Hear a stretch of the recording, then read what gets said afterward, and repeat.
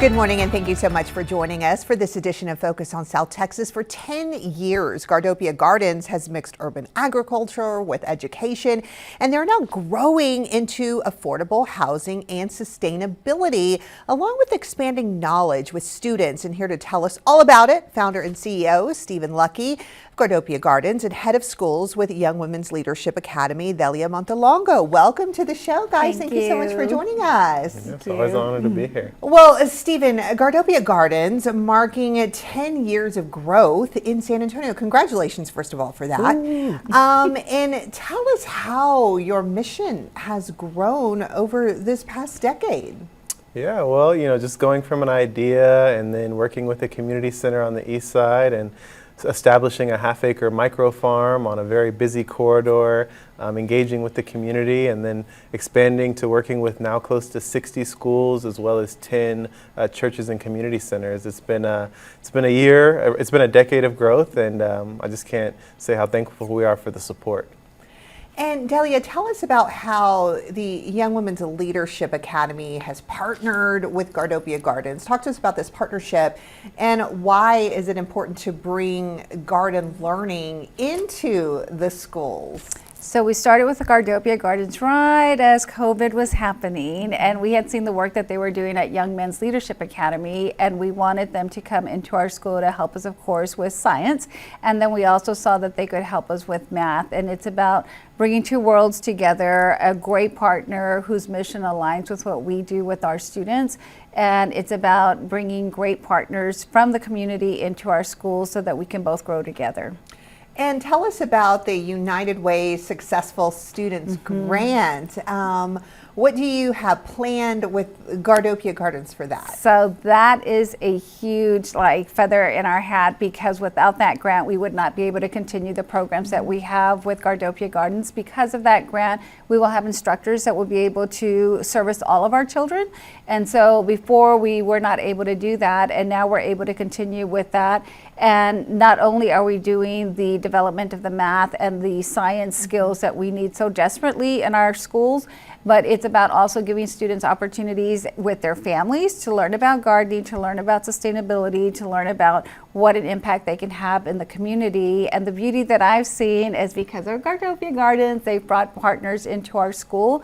And so it's about building bridges between our school and other agencies in the community. And that's happened. I call Gardopia Gardens a connector, and they really have had a huge impact with us. And most importantly, I'm seeing that the students are strengthening their math and their science skills and content. I love it. And Stephen, when it comes to affordable housing, that is a very hot topic in San Antonio. I mean, we're having a mayoral runoff race soon, and that is a topic, that has come up as well in their debates. So, I mean, housing, that is huge in San Antonio. What is Gardopia Gardens looking to do with I guess it's an agri-hood development, or what I'm not even sure if I'm saying that correctly. Right? So we know about Maslow's hierarchy of needs, right? So food, shelter, water, safety, these are the basic necessities that people need to realize the higher versions of themselves. And so a lot of our community throughout San Antonio is in poverty, and there's a lot of stratification around housing. And so most people would not associate farming with housing, but we did this 10,000 years ago when we went from hunter-gatherers and a nomadic lifestyle into more of an agrarian lifestyle, which everybody was a farmer really, or had some type of relationship to the land up until probably the 1960s, and we started to change more to our standard food system, which is more of an international global supply chain, and so a lot of us have been disconnected to our food. So where does that come into play?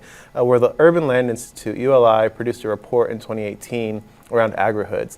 And it's a very simple concept where you build farms around the housing. So if you build a subdivision of 1,000 houses, you can put in a pool, you can put in a tennis court, you can put in a farm. And so there are development companies now. There's over 30 agri-hoods in the United States. There's 3 in Texas, there's 1 in Austin, there's 1 in Houston, and there's 1 in Dallas. And so it's always been a dream and a vision of ours to have these vacant lots on the east side and really throughout San Antonio could address food insecurity and housing insecurity, where you build some tiny homes, you allow these people to use the concept of housing first, and you also have some fruit trees, some annuals, maybe some chickens, right, where people can grow this food, and then any excess they could take to the farmer's market for income.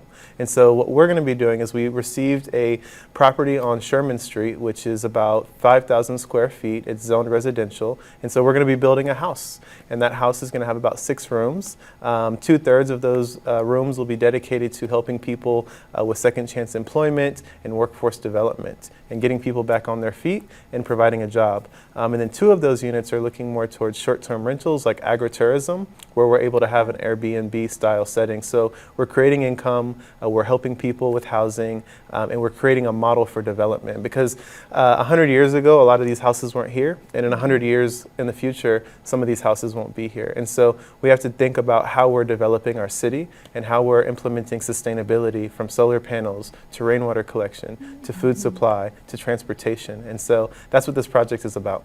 I love that. Wow. And, you know, summer is right around the corner, and the heat will be here before you know it. It is knocking at our door. What tips do you have for heat tolerant crops and plants? Yeah, well, a lot of people think that you can't garden in the Texas summer heat.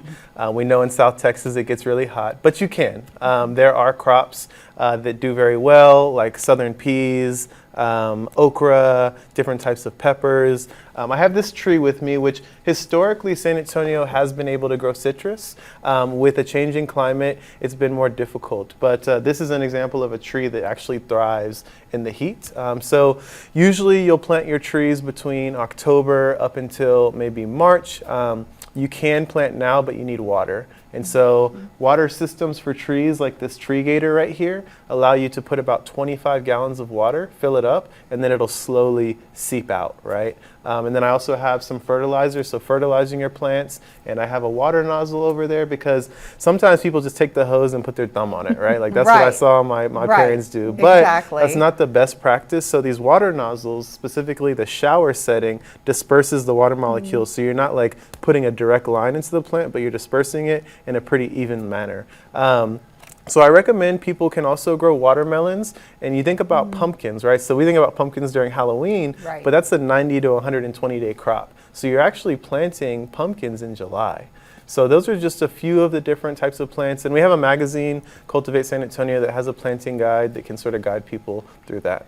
And I know you guys also have some events coming up. For more information, tell us a little bit about the events and where they can go to check them out. Yeah, so we always have volunteerism. Of course, we're volunteering at our schools. So if you're involved in one of the 60 schools, we'd love to have you come out and volunteer at your school. In addition to that, at Gardopia, every Saturday, 9 a.m. to 11 a.m., pretty much rain or shine. We have a farmer's market coming up on Juneteenth in the summer solstice. That'll be on Juneteenth Day, which is Thursday, June 19th. And then we have workshops. We actually work with the City of San Antonio Parks and Recreation. They built a brand new park. It's beautiful. It's called the Berkeley VM Dawson Park. There's a skate park, but there's also a community garden. And so we do monthly workshops there as well as at Woodard Park. Alrighty, I love it. Well, thank you guys so much for being on the show. You can see why we have them, right? Yes.